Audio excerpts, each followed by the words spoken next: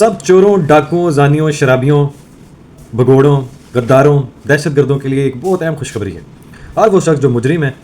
और कानून का जो है वो तोड़ने वाला है और लोगों का हक खींचने वाला है और लोगों के साथ ज़्यादती करने वाला है, उसके लिए खुशखबरी है जिसका आपको मैं आज बताने लगा हूँ। वो ये है कि अगर आपने चोरी की है, अगर आपने डाका डाला है, अगर आपने जो है दहशतगर्दी की है, अगर आपने मुल्क के साथ गद्दारी की है और अगर आपने मुल्क के ख़िलाफ़ जहर उगला है, तोड़ने की कोशिश की है, तो आप सुप्रीम कोर्ट जाएँ, आपको बेल मिल जाया करेगी। उसकी आपके पास एक ही रीज़न है, वो रीज़न ये है कि जनाब आपने सुप्रीम कोर्ट के मोअज़्ज़िज़ जज साहब के सामने जाके सिर्फ ये कहना है कि जनाब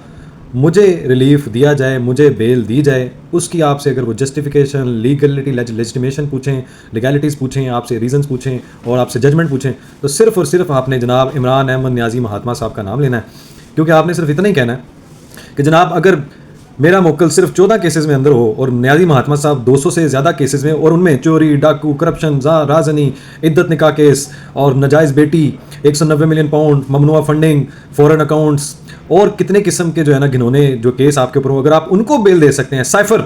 मुल्क तोड़ने की कोशिश, इंतशार फैलाया हो, अगर आपने उनको भी बेल दिया तो जनाब मेरा मोक्कल तो फिर मासूम हुआ, तो फ़ौरन बेल दी जाए। और आगे से अगर जनाब मुअज़्ज़िज़ जज साहब मंसूर अली शाह साहब हों तो फिर तो उनके लबे जो है ना वो मुस्कुराहट जो है वो आएगी और बेल आपको ग्रांट कर दी जाएगी। तो मेरा ख्याल है आज से आप ये पल्ले बांध लें कि ये जजमेंट, ये प्रेसिडेंट आपने अब अदालतों में देना है। क्योंकि अगर महात्मा नियाज़ी जैसा कौमी मुजरिम जिसने मुल्क तोड़ा, जिसने मुल्क के साथ साजिश की, जिसने मुल्क के साथ गद्दारी की, अगर उसको बेल दी जा सकती है तो इस मुल्क में रहने वाले हर मुजरिम को हक है कि उसको बेल दी जाए।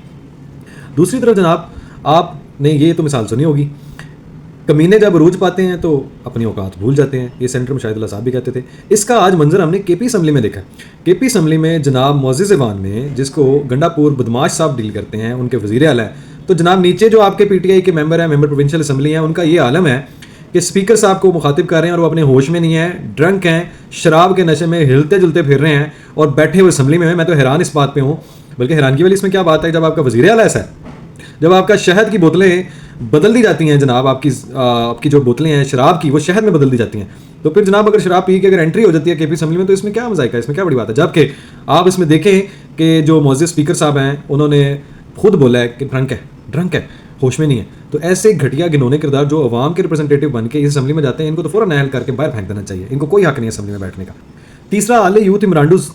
जो लाहौर की बारिशों को केपी के असम्बली की जो केपी के जो है वो बारिशों हाल है, जो उनका डूबा हुआ है पूरा केपी के, और जो सैलाब और जो पानी खड़ा है, जो जितनी ममवात हुई हैं उसके ऊपर जो है ना ये थथे हो गए हैं, ये गीला तितर हो गया, गैर तस्दीक जान लली हो गया, इनकी जो है ना इनकी बोलती वहाँ बंद हुई है। उससे भी बड़ी प्रॉब्लम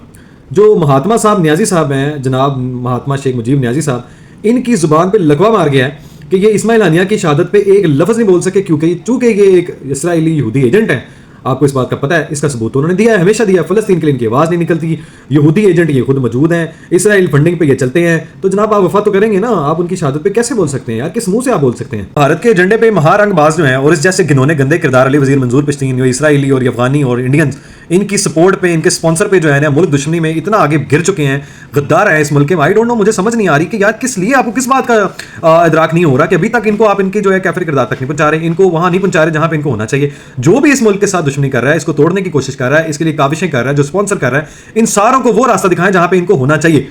और दूसरी बात यह है कि सबसे इंपॉर्टेंट बात वो ये कि जो जस्टिस अमीनुद्दीन है और जस्टिस नईम अफगान है, इन्होंने फैसला जो है तफसीली फैसला अपना जारी कर दिया जो इख्तलाफ करते थे इस मखसूस नशिस्तों के केस में, और इस बात में मजबूर हैं बेचारे कि 15 दिन गुजरने के बावजूद या इससे भी ज़्यादा दिन गुजरने के बावजूद इन्होंने तफसीली फैसला नहीं जारी किया। और यही हमेशा होता है कि ये जो शॉर्ट ऑर्डर के ऊपर जो है ना 5 साल की असम्बलियाँ निकाल दी जाती हैं, लोगों को डिप्टी स्पीकर बना दिया जाता है, लोगों को जो है ना वो घिनौने किरदार मुल्क को तोड़ने के लिए, आग लगाने के लिए छोड़ दिया जाता है। तो आपसे अर्ज़ यही है कि जनाब जो पहले मखसूस नशिस्तें तो इनको नहीं मिलेंगी, तो मैं आपको पहले भी कई बार कह चुका हूँ और अभी भी इस बात पर कायम हूँ।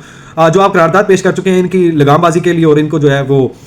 इनको इनके इख्तियारात तक रखने के लिए और इनको जो इनके जायज़ काम है सिर्फ वहाँ तक रखने, महदूद रखने के लिए, वो एक अच्छा अमल है। इसको प्रॉपर स्ट्रॉन्ग करें और इसके खिलाफ प्रॉपर कार्रवाई करें इनके खिलाफ। और हर वो शख्स जो चाहे वो जज है, चाहे वो ब्यूरोक्रेट है, चाहे कहीं से भी है, और बल्कि जज का सबसे अहम किरदार है, मैंने आपको 1000 बार इस बात पर बोला है कि आप इनको उसी तरह इनकी चमड़ी को दे रहे हैं, इनकी उसी कुर्सी पर व्यवस्था करें ताकि आने वाले लोग इससे सबक हासिल करें।